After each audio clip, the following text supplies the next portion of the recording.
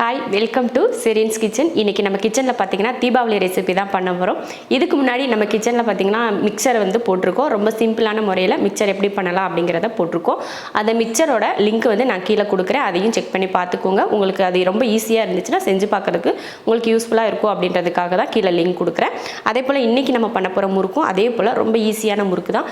தீபாவளி அன்னைக்கு காலையில் கூட நீங்கள் ஒரு 10 நிமிஷத்துலேயே இந்த முறுக்கை செஞ்சு எல்லாருக்கும் கொடுக்கலாம். அக்கம் பக்கம் வீடுங்க எல்லாருக்குமே கொடுக்கலாம். அந்த மாதிரி ஒரு ஈஸியான ஒரு முறுக்கு தான் இன்றைக்கி நம்ம கிச்சனில் பண்ண போகிறோம். வாங்க அது எப்படி பண்ணலான்னு பார்க்குறோம். நான் வந்து இன்றைக்கி 1 கிலோ பச்சரிசி மாவில் முறுக்கு பண்ண போகிறேன். வாங்க அது எப்படி பண்ணலாம் அப்படிங்கிறத பார்க்கலாம்.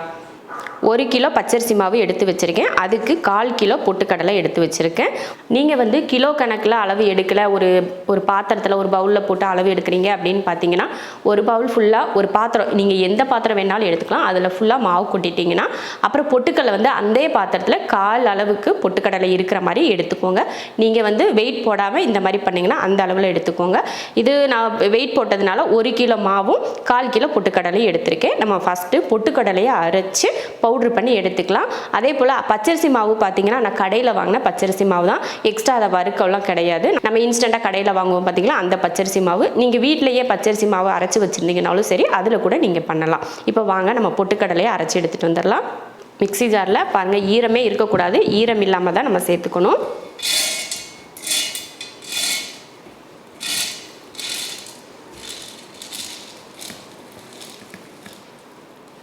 இதை நல்லா பவுட்ரு பண்ணி எடுத்துக்கணும். பாருங்கள், நல்லா வலுவலுப்பாக பவுட்ரு பண்ணியாச்சு. இப்போ இதை ஜலிச்சுக்கலாம். நல்லா ஒரு அகலமான பாத்திரம் எடுத்துக்கோங்க. எடுத்துகிட்டு ஜல்லடை வச்சு ஜலிச்சிடலாம்.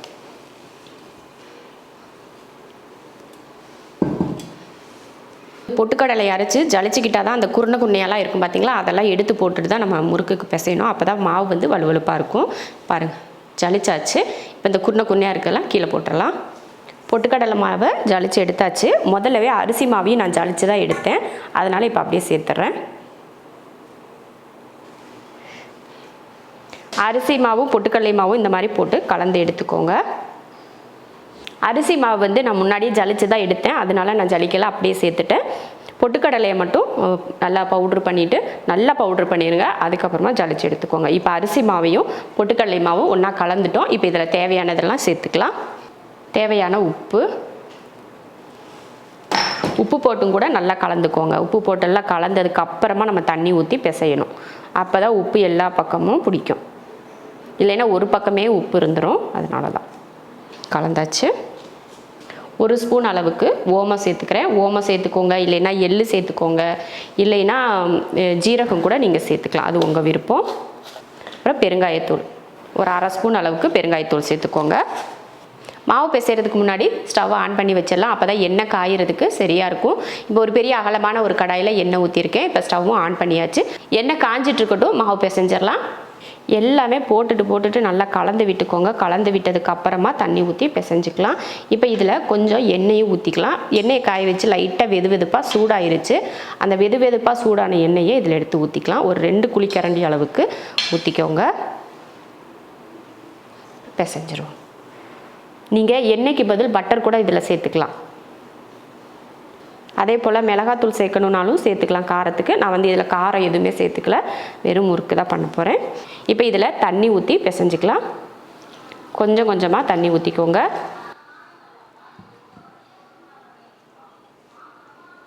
நான் மாவை வந்து 2ஆக பிரித்து எடுத்து வச்சுருக்கேன். ஒன்று ரவுண்டு முறுக்கு போடுறதுக்கு, ஒன்று குச்சி முறுக்கு மாதிரி போடுறதுக்காக 2 மாவு நான் தனித்தனியாக பிரித்து எடுத்து வச்சுருக்கேன்.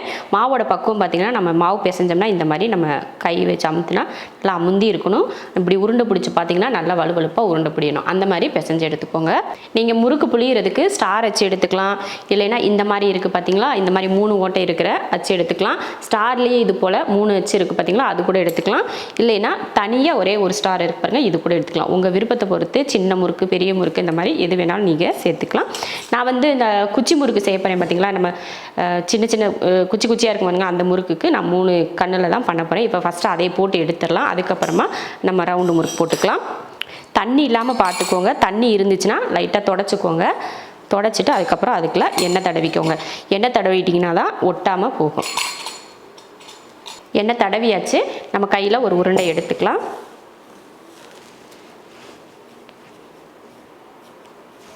இந்த மாதிரி ஒரு உருண்டையாக எடுத்துக்கோங்க. உருண்டை எடுத்து உள்ளே வச்சிடலாம்.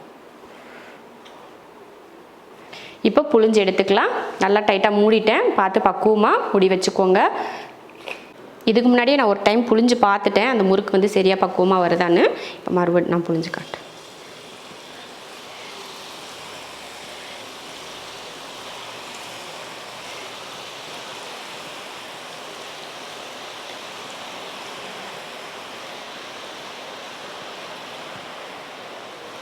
போட்டதுமே திருப்பி போடாதீங்க. எப்பவும் போல் நான் சொல்கிறது தான், போட்டதுமே திருப்பாதீங்க. அதுவாக நல்லா மிதங்கி வரும் பாருங்கள் வெந்ததுக்கப்புறமா, அப்போ திருப்பிக்கலாம். இப்போ திருப்பி போடலாம்.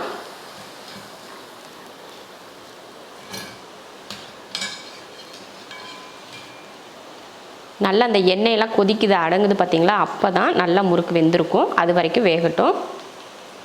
பாருங்கள், இது நல்லா கலர் மாதிரி வந்துருச்சு பாருங்கள். இப்போ எடுத்துடலாம்.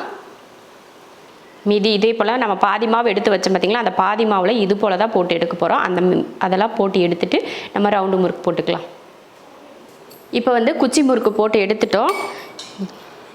இந்த முறுக்கு போட்டு எடுத்தாச்சு. சூப்பராக வந்திருக்கு முறுக்கு. அதை நான் ஒன்று சாப்பிட்டுக்கிறேன் அப்படியே. இப்போ வந்து ரவுண்டு முறுக்கு போட்டுக்கலாம். அதுக்கும் அதே போல் முன்னாடி போட்டோலே அது போல் எண்ணெயெல்லாம் தடச்சிட்டு அதுக்கப்புறம் சேர்த்துக்கோங்க. லைட்டாக எண்ணெய் தேய்ச்சிக்கோங்க. அப்போ தான் முறுக்கு உலக்குலேருந்து நல்லா வரும். அப்போ அதை போட்ட மாதிரி தான் இதுலேயும் ஒரு உருண்டை எடுத்து போட்டுக்கோங்க. முறுக்கு புளியறதுக்கு இது போல் கரண்டி எடுத்து வச்சுக்கோங்க. உங்களுக்கு ஒரு 2-3 கரண்டி கூட எடுத்து வச்சுக்கோங்க. 3 கரண்டி 4 கரண்டி இந்த மாதிரி புளிஞ்சு கூட நீங்கள் எண்ணெயில் போட்டுக்கலாம். நான் ஒரே ஒரு கரண்டி தோசை கரண்டி எடுத்திருக்கேன். முறுக்கு புளிஞ்சிடலாம்.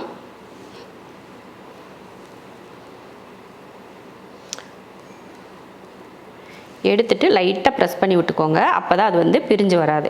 லைட்டாக இப்போ எண்ணெயில் போட்டுடலாம். இதே போல் ஒவ்வொன்றுமா புளிஞ்சு இப்படியே போட்டுக்கோங்க. ஃபஸ்ட்டு ஒரு 2 முறுக்கு புளியறதுக்கு உங்களுக்கு கஷ்டமாக தெரியும், வராத மாதிரி இருக்கும். நீங்கள் 2-3 முறுக்கு புளிஞ்சிட்டிங்கன்னா அதுக்கப்புறம் உங்களுக்கு அதுவே ஈஸியாகிடும். பாருங்கள், இந்த மாதிரி எடுத்து இப்படி எண்ணெயில் போட்டுடணும். எண்ணெய் வந்து கரண்டியில் இருந்துச்சுன்னா அதுவே நல்லா விழுந்துடும். நல்லா அடுப்பு வந்து ஹை ஃப்ளேமில் தான், நல்லா எண்ணெய் சூடாகிருக்கு. ஹை ஃப்ளேமில் தான் வச்சுருக்கேன். இது போல் முறுக்கை வந்து லைட்டாக அப்படி திருப்பி விடுங்க. வெந்துருச்சுன்னு பார்த்தீங்கன்னா அதுவே கலர் மாறி வருது பாருங்கள். இந்த மாதிரி மாறி வரும். புதுசாக இப்போ போட்ட முறுக்கை நீங்கள் திருப்பி போட்டிங்கன்னா அது வந்து என்ன ஆகுனா உடஞ்சி போயிடும். அதனால் நம்ம முதல்லே போட்டிருப்போம் பார்த்தீங்களா, அந்த முறுக்கை மட்டும் திருப்பி கொடுங்க.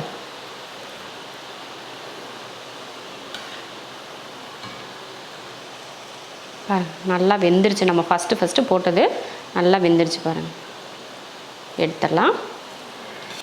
கொஞ்சம் வெந்தால் தான் நம்ம கரண்டியை வச்சு தான் இது மாதிரி திருப்புறப்ப அது வந்து விலகாமல் இருக்கும். நீங்கள் உடனே போட்ட உடனே கலந்து விட்டுட்டிங்கன்னா அவ்வளோதான், அந்த முறுக்கு வந்து தனித்தனியாக போயிடும். நல்லா கலர் மாதிரி அந்த கொதிக்கிறதுல அடங்குது பார்த்திங்களா, அப்போ வந்து நம்ம முறுக்கை எடுத்துடலாம். இது பாருங்கள், இந்த முறுக்கில் லைட்டாக தான் கொதிக்குது. அது நீ கொஞ்சம் வெந்தால் போதும்.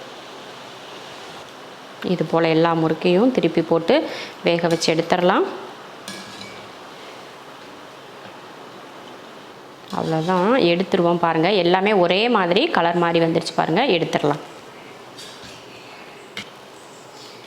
நல்லா எண்ணெயை வடிச்சிட்டு எடுத்துக்கலாம்.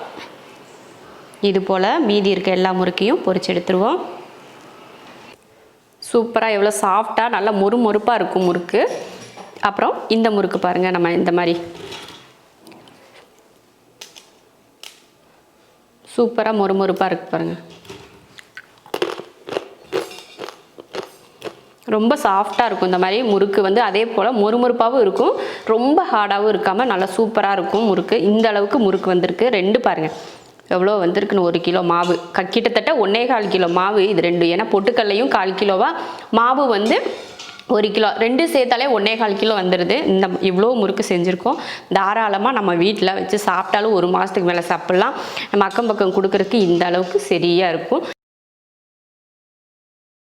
1 கிலோ மாவில் பாருங்கள் எவ்வளோ முறுக்கு வந்திருக்கு. நான் வந்து ஒரே மாதிரி முறுக்கு போடாமல் அதுலேயே 2 விதமாக முறுக்கு போட்டேன். நீங்களும் இது போல் அந்த மாதிரி ஒரே மாதிரி 1 கிலோவிலையும் போடாமல் தனித்தனியாக இது ஒரு டிசைன்லையும் இது ஒரு டிசைன்லையும் போட்டிங்கன்னா உங்களுக்கு 2 விதமான ஸ்நாக்ஸ் கிடைச்ச மாதிரி ஆயிரும். அதே போல் நம்ம கடைகள் எல்லாம் வாங்கினீங்கன்னு பார்த்தீங்கன்னா 1 வாரத்திலேயே அது வந்து ஒரு மாதிரி அந்த எண்ணெய் ஸ்மெல் வந்துருச்சுன்னா நல்லாவே இருக்காது. நம்ம வீட்டில் நம்ம செய்கிறது நல்ல சுத்தமான எண்ணெயில் செய்வோம். 1 மாதம் வரைக்கும் கூட நல்ல மொறுமொறுப்பு மாறாமல் கெட்டு போகாமல் இருக்குது. 1 மாதம் 2 மாதம் கூட. அதே போல் நம்ம கையால் செஞ்சு நமக்கு நமக்கு தெரிஞ்சவங்க சொந்தக்காரங்களுக்குலாம் கொடுக்குறப்போ நமக்கு நிறைய சந்தோஷமாகவும் இருக்கும். நம்மளே செஞ்சோன்னு நம்ம செஞ்சதை பாராட்டுறப்ப கேட்குறப்போ நமக்கு ரொம்ப சந்தோஷமாக இருக்கும் இல்லையா? அதனால நம்ம வீட்டிலேயே முடிஞ்ச வரைக்கும் தீபாவளிக்கு ஸ்நாக்ஸ் செஞ்சு எல்லாருக்கும் கொடுக்க பாருங்கள். இது போல் ஈஸியான ஒரு முறுக்கு ரெசிபி நீங்களும் செஞ்சு பார்த்துட்டு எப்படி இருக்குன்னு சொல்லிட்டு கமெண்ட்டில் சொல்லுங்கள். பிடிச்சிருந்தா லைக் பண்ணிவிட்டு ஷேர் பண்ணிவிட்டு நம்ம ஷெரின்ஸ் கிச்சன் சேனலை சப்ஸ்கிரைப் பண்ணி பக்கத்தில் இருக்க பெல் ஐக்கானை கிளிக் பண்ணி வச்சுக்கோங்க.